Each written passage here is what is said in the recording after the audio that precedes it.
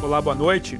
Está no ar o Aparecida Debate e aqui você já sabe, é o nosso espaço para reflexões, para que você se informe e forme a sua própria opinião. O tema de hoje é negacionismo, mas o que vem a ser?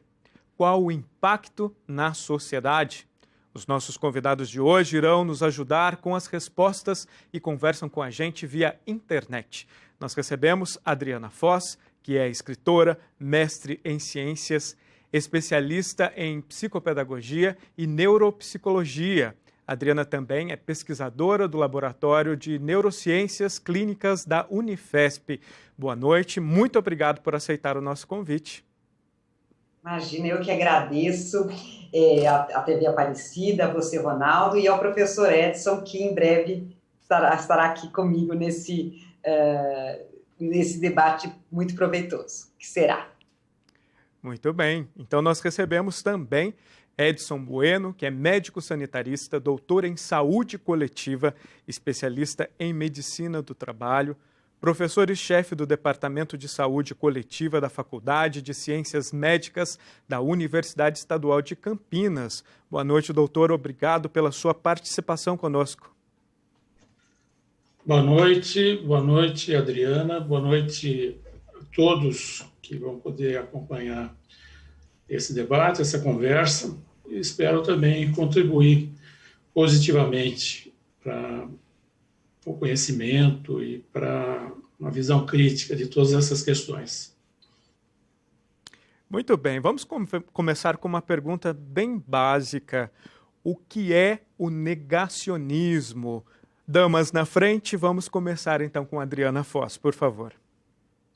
Bom, o negacionismo, né, a ação de negar, a ação de negar ou de não reconhecer como verdade, como verdadeiro, um fato ou um conceito que pode ser passível de verificação empírica, né, que pode ser verificado inclusive pela ciência.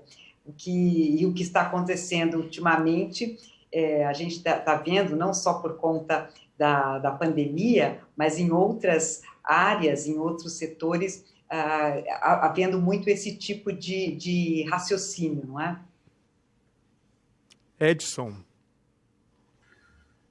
Então, concordo com essa definição da Adriana, só acrescentaria que nos tempos atuais até não vale mais uma afirmação que era comum a gente fazer quando queria fazer uma determinada afirmação e sem usar de muitos argumentos, né? A gente dizia, comprovado cientificamente.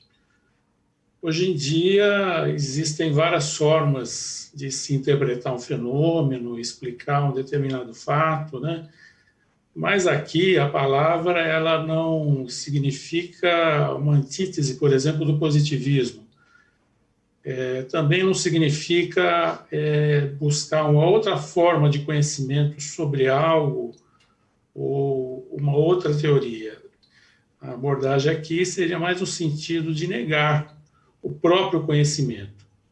Então, isso que, inclusive, para o que a gente considera como importante para o progresso da humanidade, é algo bastante preocupante. Verdade. Vamos trazer aqui um pouquinho para essa realidade que a gente está vivendo, que é a pandemia desde o mês de março. Toda a população brasileira, todo mundo, né? Mas toda a população brasileira aqui para a qual nós falamos, está sentindo as consequências da pandemia. E eu gostaria de saber de vocês um pouquinho sobre os impactos do negacionismo neste tempo de pandemia. As últimas notícias que a gente viu hoje, por exemplo, do último final de semana, são de festas acontecendo, aglomerações acontecendo. É uma forma de negar, hein, Adriana? Olha, eu acho que além de uma forma de negar, mas é uma forma também que a gente evidencia a ignorância mesmo dos fatos, não é? Eu acho que tem pessoas que realmente, por não conhecerem, acabam parecendo que negam, mas é pela falta de conhecimento. Então, e isso é bastante, traz um impacto muito negativo, né, usando até a própria palavra aí que a gente está trazendo no debate. E é muito interessante que na minha área de conhecimento, que é a neurociência, vamos dizer, das emoções, a neurociência cognitiva, e o trabalho junto aos adolescentes, a gente vê o adolescente, por fazer parte do processo de desenvolvimento dele, ter uma forma onde ele precisa mostrar que ele sabe, onde ele vai criticar e vai não aceitar algumas colocações feitas pelos pais ou pelos mais velhos. Então, a gente tem visto ultimamente festas, baladas, como eles chamam, onde eles dizem acreditar que não há nada, né, que esse vírus é um exagero, que é exagero do pai, da escola, mas aí a gente está falando de um processo de maturação do cérebro, né, onde faz parte o entendimento de que eles podem vir a não compreender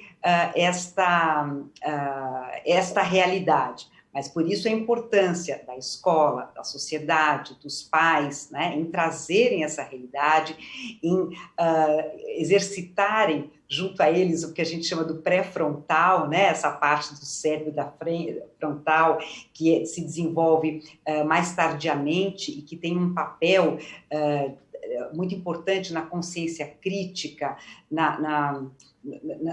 vamos dizer, na percepção e na compreensão dos fenômenos como a acuidade. Isso realmente demora um pouco a acontecer, mas isso precisa, né, ser trabalhado, precisa ser colocado, e por isso eu estou aqui passando um pouco de informação no sentido de como que é, e eles se colocam como negacionistas, apesar de o negacionismo agora virou até uma expressão, porque quando eu coloquei no início que de fato é o negacionismo do ponto de vista até, não do vocábulo, né, do negacionismo, mas hoje eles também se dizem, eu faço parte do negacionismo, mas eles nem sabem direito ao certo o que é negacionismo, eles estão simplesmente querendo viver o presente, e como este outro presente, que é este nosso, de todos, que implica em algumas dificuldades, em algumas frustrações, eles acabam dizendo que isso não está acontecendo, mas é até uma própria defesa do próprio processo cerebral, né? Então, eu quis trazer esse exemplo aí com relação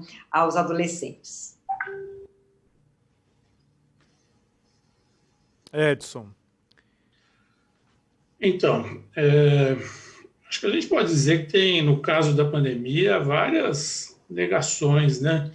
A começar de uma tentativa de negar a própria pandemia. Então, até determinados estudiosos, não sei exatamente por que motivos ou por quais interesses, negando a própria pandemia. Acho que isso já não cabe, né? Acho que é uma postura absolutamente desprovida de verdade, né? Mas até isso a gente já observou, né? Hoje em dia a gente, inclusive, tem visto afirmações negando que esse nível de mortalidade seja verídico ou seja, de fato, consequência da pandemia. Existem também outras formas de negacionismo no caso aí da pandemia, né? Por exemplo, que procuram explicações estapafúrdias, né? Teorias conspiratórias, dizendo que o vírus foi elaborado, foi criado para provocar essa tragédia humanitária, né? Ou então, mais recentemente, a gente tem visto que existiria aí um sobrediagnóstico, porque alguém poderia estar tendo um lucro com isso, né? Coisas de várias ordens que a gente tem observado, né? Ou também, como a Adriana acaba de comentar, né? A desconfiança com relação ou a não adesão às medidas de distanciamento. A gente fala de distanciamento social, mas, na verdade, de distanciamento físico, né? Porque socialmente as pessoas continuam próximas, né? Através das próprias redes sociais, né? Mas, de qualquer maneira, questionamentos quanto a um instrumento potente que nós temos, né, no mundo todo, não há nada melhor que isso para o enfrentamento da pandemia. Estou me referindo ao isolamento, ao distanciamento, né, uso de máscara, as próprias medidas de higiene, né? Acho que dificilmente alguém vai desacreditar que é importante lavar as mãos, né? Acho que é um conhecimento que acho que todo mundo já tem, né? Agora, a pessoa pode ter o conhecimento, mas negar a aplicação deles, né? Por motivos que, inclusive, a Adriana citou. Uma certa imaturidade para a tomada de decisões, né? Eu sei que existe o risco, né? A gente fala muito sobre isso, né? A questão do risco. Como que as pessoas entendem esse risco, né? Talvez entenda até o momento em que não é afetada, né? Que não tem que mudar o seu comportamento por causa disso, né? Então, na verdade, é mais até do que uma atitude de negação, né? Mas é também até uma certa irresponsabilidade, né? Porque a pandemia tem certas características que não colocam só sob risco as pessoas com as chamadas comorbidades, né? Mas elas também, esse mesmo jovem, por exemplo, que quer se divertir, quer ir numa balada, quer se encontrar, quer se aglomerar, né? Ele também pode ser instrumento da difusão do vírus, né? O vírus só existe nas pessoas, né? Ele pode estar, para ele poder se perpetuar, se transmitir, ele tem que estar em alguma pessoa, né?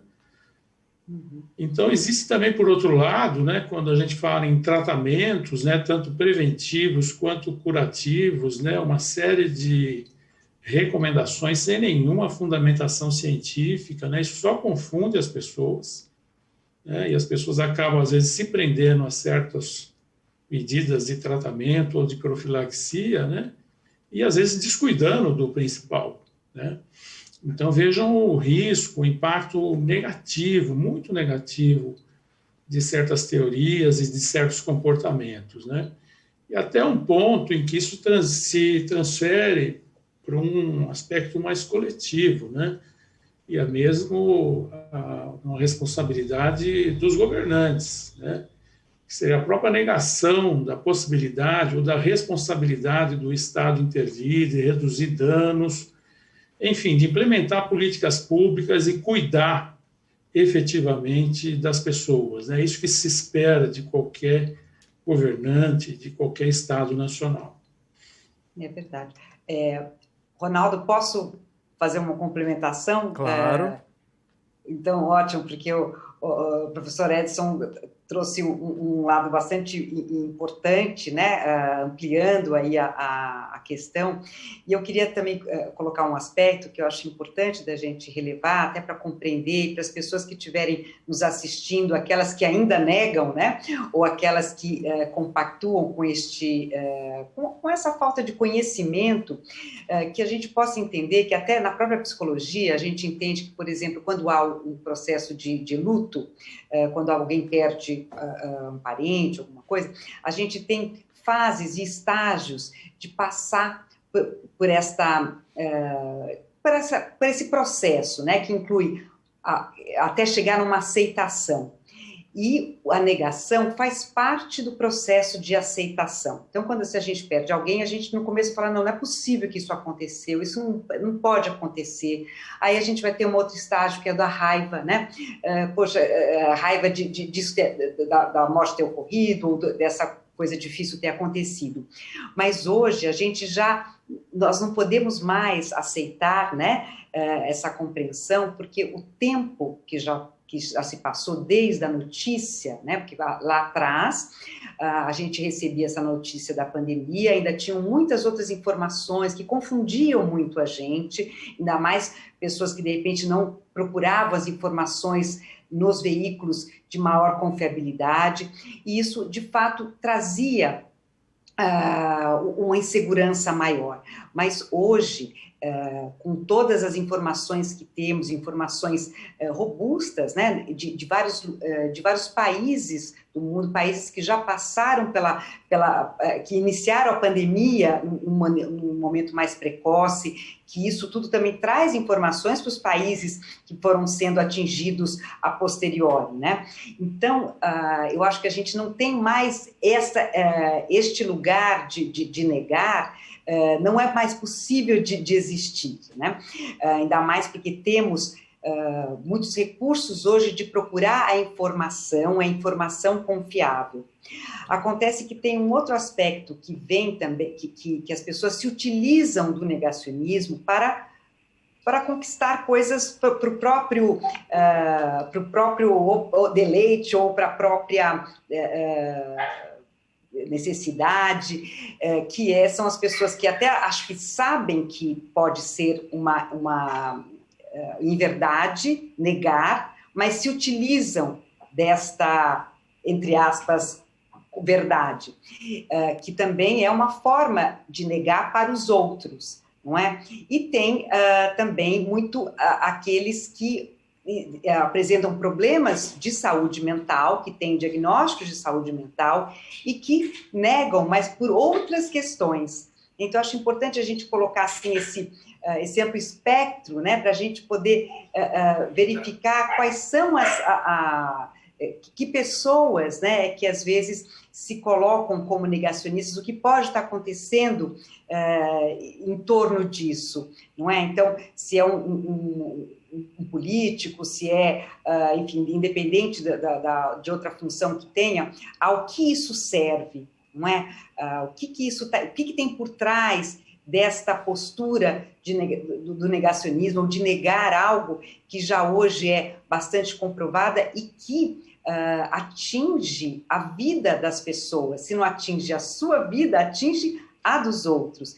E por isso, depois a gente até queria falar também de uma competência chamada empatia, que é preciso que a gente cultive para que fique também mais fácil compreender esta realidade, estes fatos.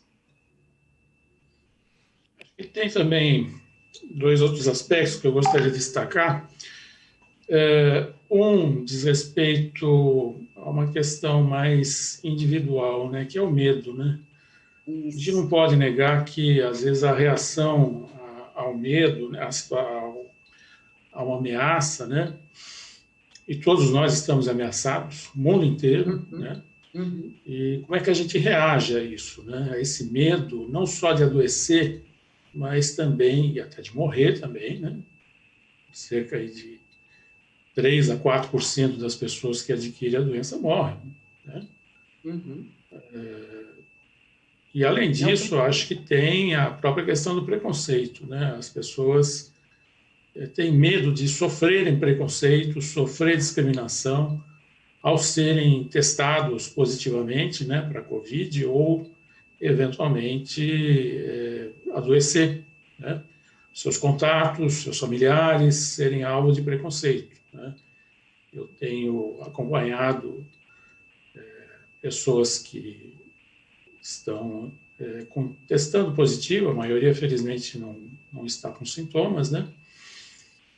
E algumas delas falam a respeito disso, né, de que passaram a sofrer preconceito, discriminação de familiares, de vizinhos, quando tomaram conhecimento dessa situação. E o outro lado é o que você faz com essa informação, né, que isso vai ou não mudar algum comportamento, né, porque isso é a ferramenta que se dispõe atualmente para tentar minimizar a transmissão do vírus, né? Então, é uma atitude irresponsável de você, sabendo do risco, né, não só se expor, mas também amplificar o risco da transmissão do vírus, né? Uma doença para que não existe tratamento efetivo, não existe um tratamento preventivo, no caso, a vacina ainda demora algum tempo, né? Mas envolve essas questões todas, né? Uma postura de solidariedade, de alteridade, né? de me preocupar também com o outro, né? Eu não adoeci, mas eu não quero que o outro também adoeça, né? Então não pode esperar acontecer, que aí eu não sei o que vai acontecer comigo, não sei quais as consequências para os meus familiares, para os meus amigos, né? Se eu transmitir a doença para outros, né? Transmitir o vírus. Então tem todas essas questões. Vejam que é uma situação nova para a humanidade, né? Que já passou por pandemias, talvez até mais graves em momentos anteriores da nossa história, né? Mas num mundo tão tecnológico como hoje em dia, com tanto acesso à informação, em que a mudança do cenário, né, a mudança da evolução da pandemia depende muito de solidariedade e de o que uso adequado se espera que a gente faça dessas informações. E a gente já vem com uma pergunta aqui, dando continuidade ao nosso debate, sobre em quais momentos históricos o negacionismo provocou sérias consequências. Neste bloco agora, então, a gente começa com o Dr. Edson. Bom, essa é uma situação que a gente já viu acontecer na história da humanidade, né? Se a gente for lembrar, assim, até do período um pouco mais longo, né? A gente denomina a Idade Média a Idade das Trevas, né? E que ela se seguiu de um período chamado Iluminismo, né? E até isso me faz lembrar um comentário de Albert Einstein sobre isso, né? Em que ele perguntado sobre até a própria existência de Deus, né? E ele fez uma analogia em que ele afirmou o seguinte, que não existe escuridão, o que existe é ausência de luz. Então, essa luz que ele se refere, a gente pode interpretar como sendo a iluminação pelo conhecimento, pelo progresso, né? E isso, muitas vezes, houve atitudes de querer destruir um determinado conhecimento, né? Imaginando que talvez o trabalho da ciência, o trabalho intelectual, o trabalho crítico, muitas vezes, desinteressava a quem estava no poder, né? Então, a gente vai se lembrar desde a destruição da biblioteca de Alexandria, né? Em que tem um certo simbolismo aí, né? Por quê? Destruir algo que funcionou, que produziu conhecimento, difundiu conhecimento durante 800 anos. Né? A gente pode ver também outros exemplos nessa direção, que sempre associados a querer destruir um determinado conhecimento, né? E isso acho que por enxergar no conhecimento, né, na postura crítica, a postura de não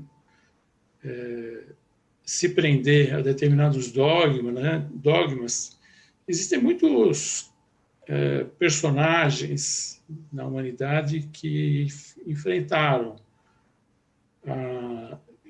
não propriamente o negacionismo, mas que não se acomodaram a um determinado dogma, né? Como Galileu Galilei, que foi perseguido, né? Que ousou desafiar o conhecimento prevalente na época, né?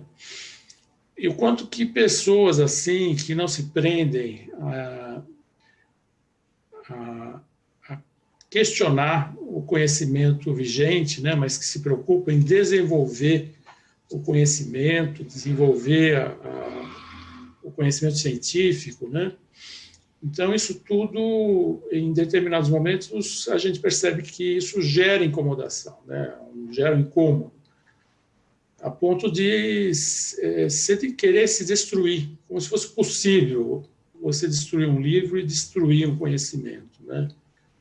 Então, e hoje em dia, né, com acesso tão ampliado, tão rápido ao conhecimento, acho que um dos grandes desafios que ajuda a enfrentar esse negacionismo é o acesso ao conhecimento, a educação de qualidade, né, uma educação crítica. Isso acho que tem um valor incomensurável, né? É um valor que a humanidade não pode perder, porque o contraponto disso é a barbárie. Adriana. Pois é, então, isso que o professor Edson começou a mencionar, e que é a educação. Eu só vejo a importância, se a gente tivesse uma arma, né, eu coloco entre aspas aqui, uma arma contra, né, o negacionismo ou essas outras linhas que vão contrário ao desenvolvimento, à melhoria da vida das pessoas. Eu realmente vejo que não sei se a palavra seria solução, mas o caminho é a educação. Então, mesmo nessas situações citadas pelo professor, né, na época da Idade das Trevas, na época do feudalismo, ou em outras épocas onde o que a gente vê é a falta de conhecimento, a falta de informação, gerando espaço para esse tipo de pensamento, esse tipo de reverberação. Então, eu entendo que hoje, com o advento da tecnologia, eu acho que a gente, né, nunca teve um momento da civilização com tanta tecnologia, com tanta competência para buscar informação. A gente vê, assim, até do próprio cérebro, há 20, 30 anos, que é muito pouco se a gente pensar na história da humanidade. A gente tem pouco tempo, mas a gente hoje tem um acesso muito importante com o que acontece no cérebro. E a gente vê hoje também pessoas negando que as informações que advêm sobre essas tecnologias que conhecem melhor o cérebro, negando essas informações. Então, o quanto isso é nocivo, mas o quanto isso só vai poder ser, de fato, mudado com a informação, com a educação. Então, mesmo a gente tendo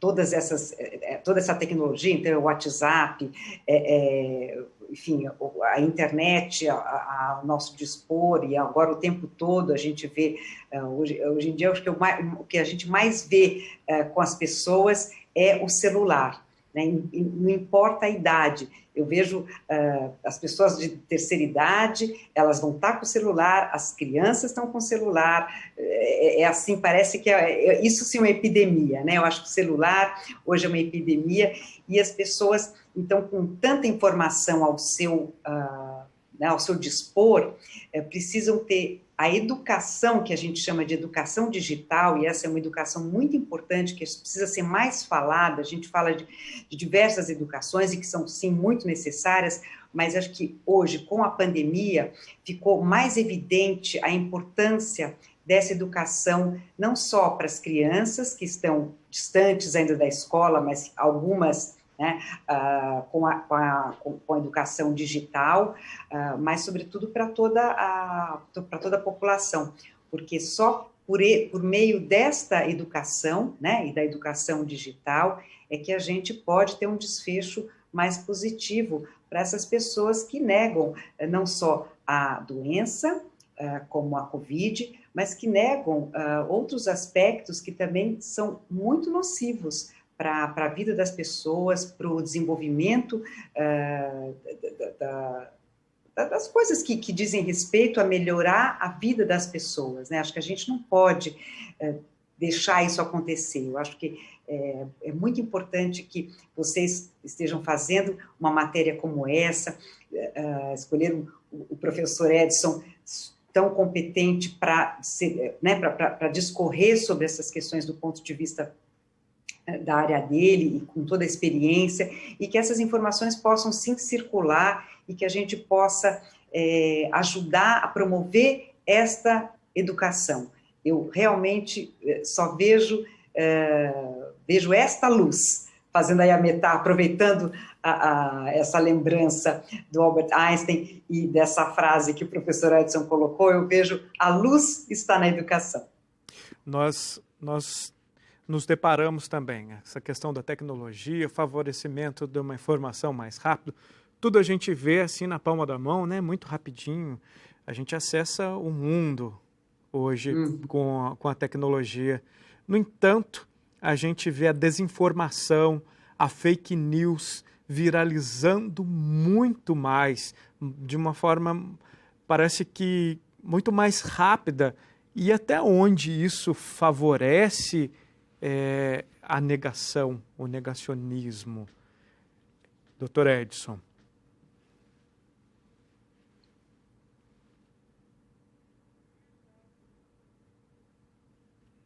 Sim, Não estou ouvindo. Não, nós não estamos ouvindo o seu áudio. Você pode ligar, eu acho que o seu áudio está desligado. Sim, verdade. Ah, sim, tudo bem. Mas, então, de fato, o recurso tecnológico disponível através da internet, né, as redes sociais, ele permite uma comunicação rápida, praticamente instantânea, né, o acesso a um volume imenso de informações, né? Mas, por outro lado, muita gente não está simplesmente interessado em conhecimento, né?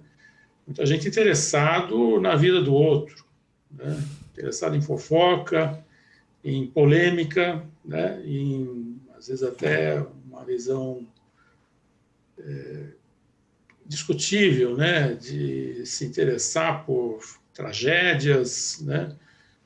Então, acho que quando a gente não dá para dissociar o acesso ao conhecimento técnico, né, principalmente em áreas como a saúde, a educação, o direito, das questões que envolvem a subjetividade, quer dizer, que uso que eu vou fazer dessa informação, né? Então, essa é uma pergunta que acho que cada um de nós deve se fazer, eu diria, na vida, né? Que uso eu estou fazendo com o conhecimento que me é dado? Né? O que de bom eu estou fazendo com isso? Acho que tem circulado um vídeo que mostra aí uma moça com deficiência, né? Física, mas de uma lucidez assim impressionante, né? E um nível de consciência sobre a vida, né? Em que ela faz essa pergunta, né? O que de bom você está fazendo com o que você recebeu da vida? Então, acho que esse questionamento, né, que lembra o seguinte, junto com o progresso técnico, tem que haver evolução moral, né? Então, uma ciência sem ética, sem que traga melhoria para a vida das pessoas, isso não é ciência, né? Então, acho que esse questionamento tem que se fazer. E um outro questionamento é o seguinte, com um exemplo da própria pandemia, né?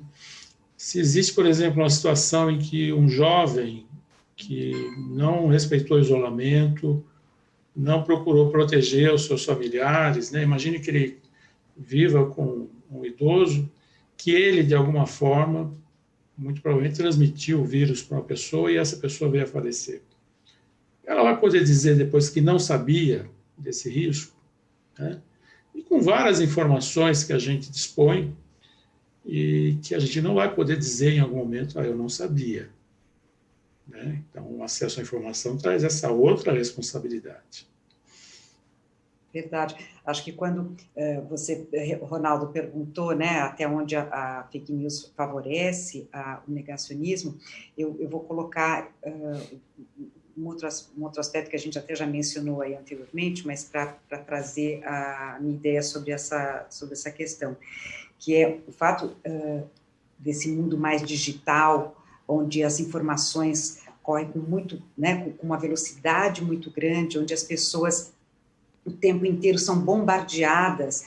Eu assim, para mim, às vezes eu falo assim, meu Deus do céu, acho que eu preciso fazer uma desintoxicação digital, porque isso vai fazendo mal, a gente nem percebe, não é? Mas o tempo todo a gente recebe uma informação, até o banco hoje em dia manda, a gente está se relacionando com o banco por este meio digital, quer dizer, coisas que antes eram impensáveis e agora é o tempo todo. Os grupos de WhatsApp são grupos de pessoas próximas, mas às vezes nem tão próximas, tudo hoje quer colocar um grupo, então é o tempo todo essas informações. E estas essa não só a velocidade da informação, mas como a quantidade de informação faz com que a gente não tenha tempo e, às vezes, discernimento para se aprofundar na informação. E isso faz com que a gente tenha uma facilidade maior, né, de entrar numa cilada dessa, ou seja mais fácil você não criticar algo que seja uma inverdade, essa geração que é mais intolerante porque não para pensar, não para digerir a informação, não para refletir. Hoje os jovens, e quando eu digo jovem, eu estou até ampliando, porque até um tempo atrás a gente dizia que a adolescência terminava aos 18 anos.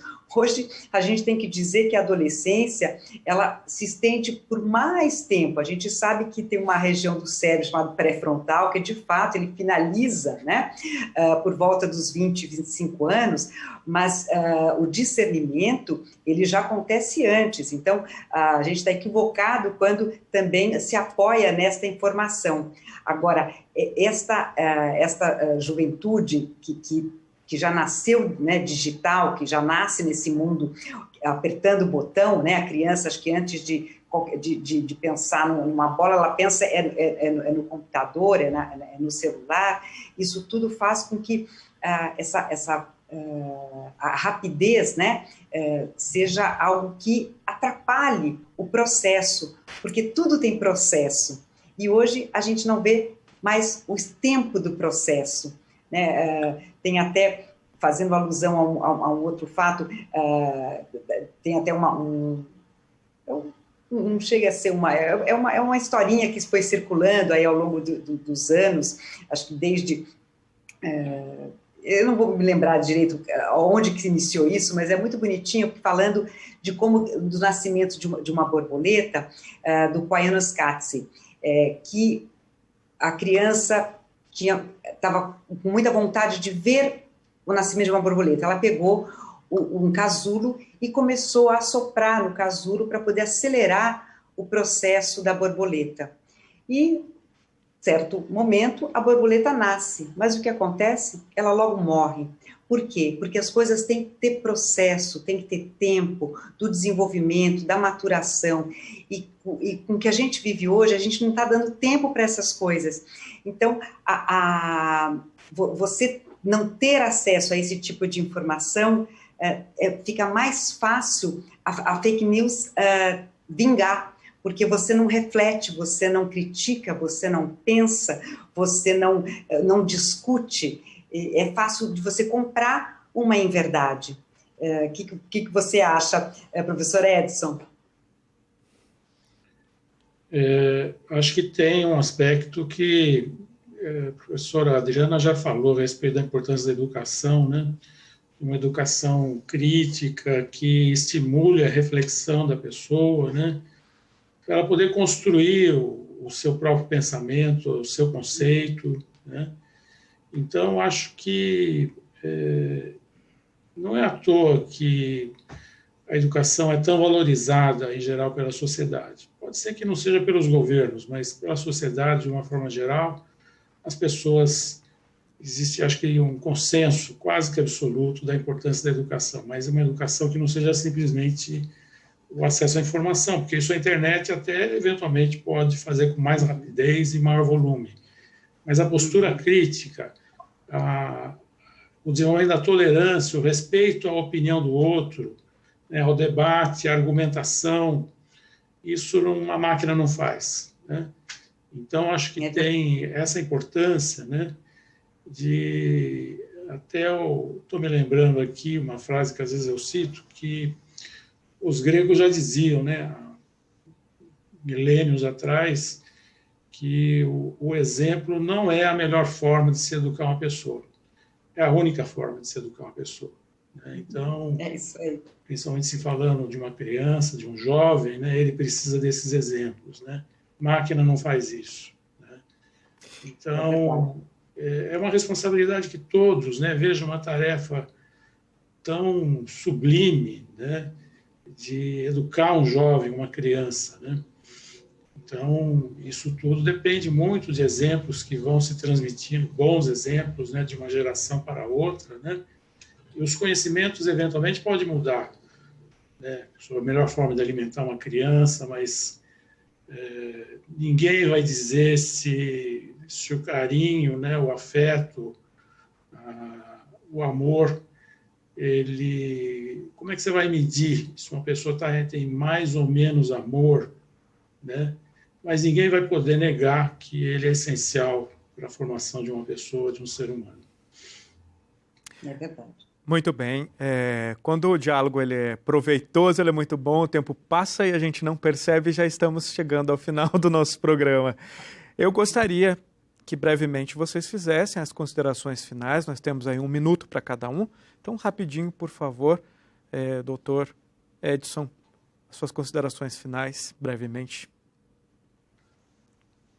Bom, Ronaldo, eu queria, num momento tão crítico para a humanidade toda, né, lembrar que um escritor que atravessou períodos de intolerância, né, na Alemanha nazista, o Bertolt Brecht, que essa preocupação nossa sempre com a mudança, com a melhoria, né, ele cunhou uma frase que é muito aplicável nos dias de hoje. Acho que sempre, mas nos dias de hoje, sobretudo, né, que diz o seguinte: nada é impossível de mudar.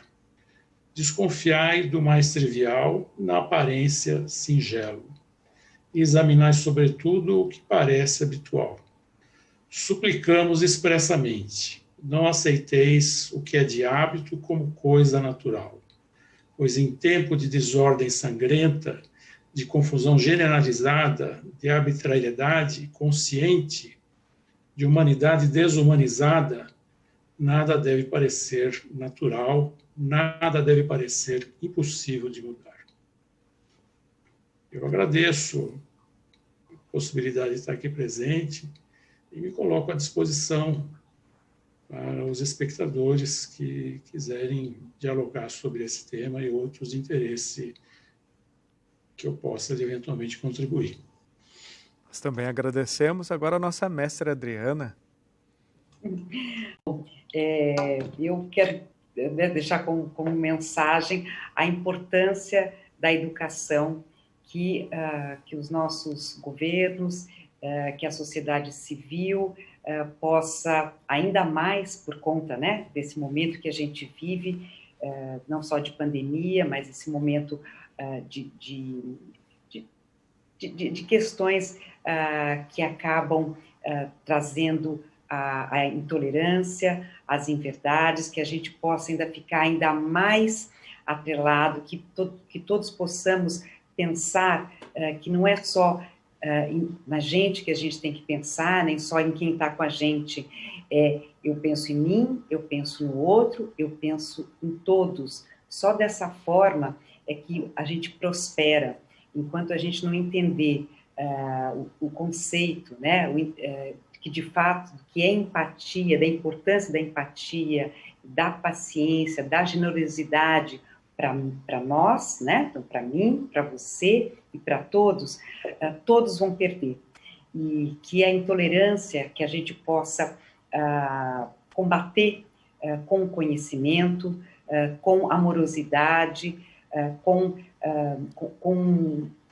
aspectos que são da humanidade. O ser humano, o cérebro humano, ele processa emoções, isto é, do cérebro humano, né? A gente processa as emoções primárias, então isso tudo, sentir, trazer verdade, tem a ver também com o que toca a cada um, e que a gente então possa não ser intolerante, nem intolerante às frustrações, que é um trabalho que muito recentemente eu me envolvi bastante, mas sobretudo que possamos dar valor ao conhecimento, dar valor às escolas, valor aos professores, aos educadores, que a educação é o remédio. Muito bem. Chegamos ao final do nosso programa e hoje falamos sobre negacionismo, sobretudo neste tempo de pandemia. Nós contamos aqui com a participação via internet de Adriana Foz, escritora, mestre em ciências, especialista em psicopedagogia e neuropsicologia. Adriana também é pesquisadora do Laboratório de Neurociências Clínicas da Unifesp. Obrigado, muito obrigado pela sua participação, Adriana. Eu que agradeço a você, agradeço ao professor, foi uma honra participar deste debate, né, junto a você e a TV que nos acolheu. Recebemos também Edson Bueno, médico sanitarista, doutor em saúde coletiva, especialista em medicina do trabalho, professor e chefe do Departamento de Saúde Coletiva da Faculdade de Ciências Médicas da Universidade Estadual de Campinas. Muito obrigado, doutor, pela sua participação aqui com a gente no Aparecida Debate. Eu quero me despedir com uma frase que lembra meu pai, né? Ele também gostava muito de história e ele me ensinou que os gladiadores, quando iam para as arenas, faziam uma saudação, né? Eles diziam: Ave César, os que vão morrer, o saúde.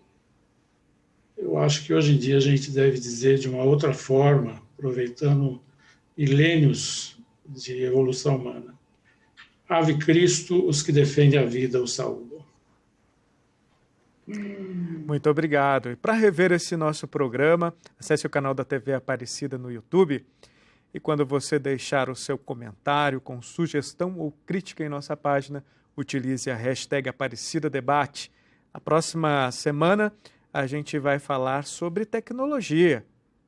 E nós queremos aqui tirar todas as suas dúvidas. Então, fica aí marcado o nosso encontro na próxima quarta-feira. Eu aguardo você aqui no Aparecida Debate.